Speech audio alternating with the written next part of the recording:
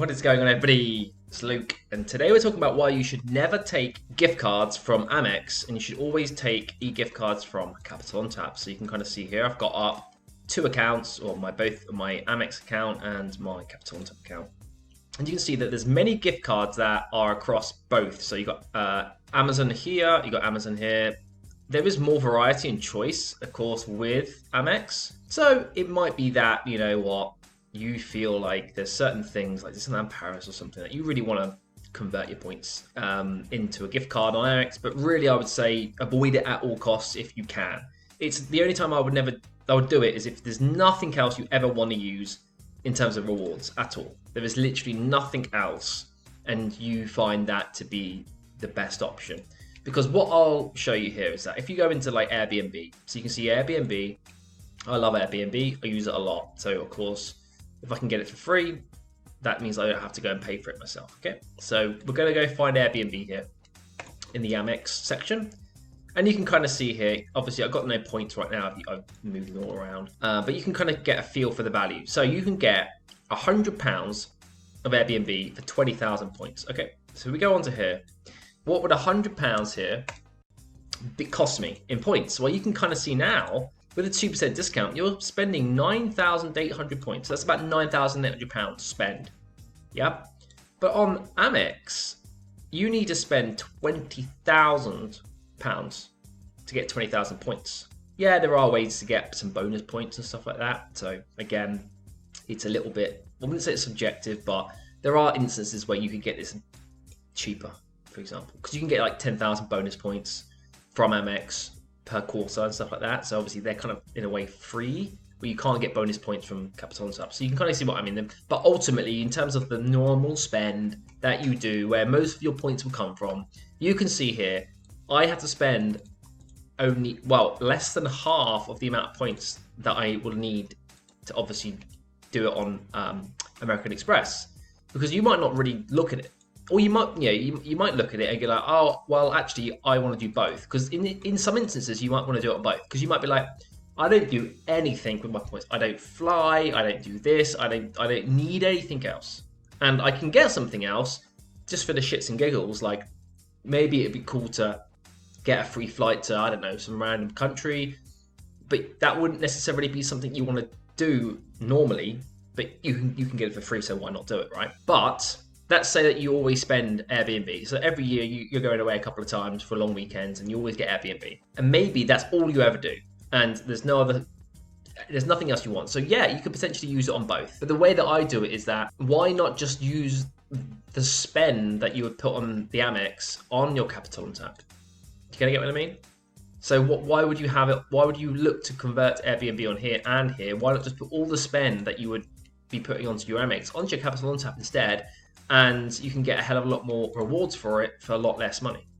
Can I get what I mean? And some people might say, well, what about the limits? What about if I have a limit on my account on CAPITALONTAP, I don't have enough credit? Well, you can go ahead and actually do a weekly repayment, and then you can use your balance again to redeem points. Now, in some instances, probably you could max it out and not have enough.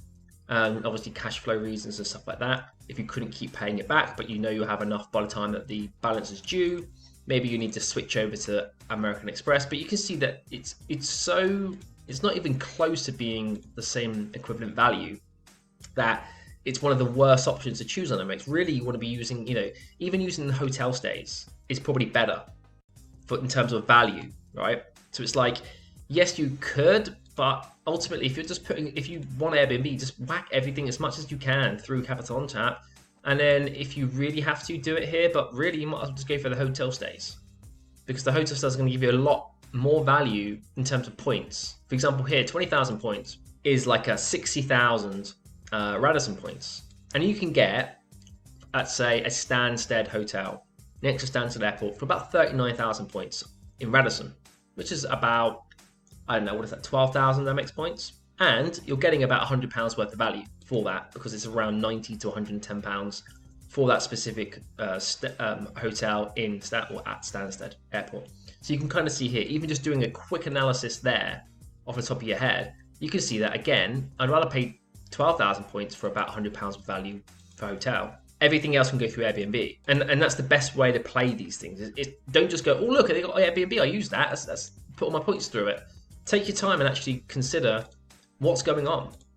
Like where the value needs, imagine doing that for 5 years and every month. So you got so it's 120,000 points you're losing on Airbnb because you don't realize. 5 years later, 600,000 points. That's like 15 stays at a Radisson that you basically lost. That's like a 2-week holiday. You pay for the flights and you got 2 weeks in a hotel, like a 5-star hotel or a 4-star, depending on. Radisson have 4 and 5-star hotels. Or you could look to do obviously like a Hilton or something as well, or there's the Marriott Bonvoy and stuff. Bonvoy, is that how you say it? And stuff like that. Again, so I don't like. Yes, there are some decent and more variety, decent, obviously choices here, but you have to really pay over the odds for it. And it's like, if I don't need, for example, do I ever, you go, oh, Deliveroo, cool, I'll go and do Deliveroo, but do I really buy that need takeaways, or will I buy more takeaways because I've got that? So you're kind of burning through the points for just unnecessarily. Oh, look, I love, I want to go to, I don't know, the cinema more. Let's go and do that. Do you really go to the cinema that much? Is it going to change your life if you go an extra 2 times a month? Really? I don't know, what else do you got here? Waterstones. Oh, there's loads of books that I want. You can probably just get an ebook or something for like, a fraction of the cost. And so really it's not about it's more about what you need rather than what you want. And sure, like now and then you might be frivolous and just be like, so I'm going to get a first class flight. Why not? But in theory, the value that you'll save, for example, you could get a first class flight. Let's say it's two grand, it's like 400,000 Amex points. I don't know. But that 4,000 Amex points, 400,000 Amex points, let's say at a hotel, is going to give you what you would end up spending anyway. So let's say next year you might end up paying to go away somewhere for 2 weeks and you have to pay for the hotel. So you're not really getting that for free. And the flights, because you could have just got your free hotel and then not paid any cash yourself. So basically you're getting that, you kind of see where I'm going with this. So it's like you really need to work out if you need it or if you want it, and then working backwards from that. So for example, I don't want to spend my own money, so I'm going to go for Airbnb on CAPITALONTAP. I'm going to get, and therefore it's less likely that I'll have to pay any money out of my own pocket. Or I go and, I don't know, get some random crap on here, I don't know what it is, just for the sake of it because I can. But then I'm still, in 6 months or a year, going to have to go and pay, I don't know, 700 quid, 600 quid, 500 quid, 300 quid, whatever it is, on Airbnb in my own cash. So I'm basically I'm paying out now. I'm losing money by paying for this. And I got something that I didn't really need anyway from here. I didn't really need it, but it was cool because it was free. But it's not really free now because I spent 300 quid getting Airbnb because I wasn't doing it the correct way. So it should, if you kind of get where I'm going with this, it is actually very important to maximize the value of your membership points, because that could later on have a detrimental effect on your own personal income or your business income, depending on if you're getting a hotel stay for an event or whatever. And so it's really something you need to pay attention to and be aware of.